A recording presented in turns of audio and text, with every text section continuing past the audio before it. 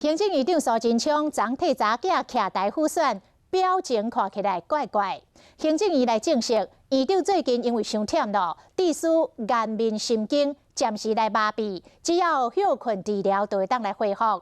医生讲，若是伤忝，免疫力下降，就可能会感染到这种的病毒。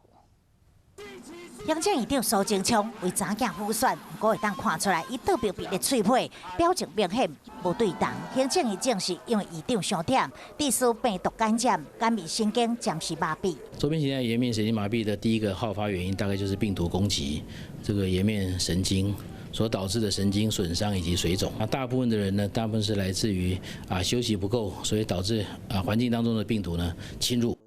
医师表示讲，颜面神经暂时麻痹的病人，通常会因为这面部肌肉无力，致使喙角歪一边，目睭拢刻袂麻。这款周边的神经失调，症状看起来进行中风。假如是中枢型的这个所谓的只有嘴角的所谓的颜面神经的一个歪斜的话呢，比较像中风哈。那如果是所谓周边型的话呢，比较倾向于是病毒感染。 医师讲，糖尿病患者也佮有免疫系统较歹的病人，通常是高危险群。受到这种病毒感染，致使颜面麻痹，也是要赶紧去病院治疗检查。加休困1个月左右咧，就会当恢复正常。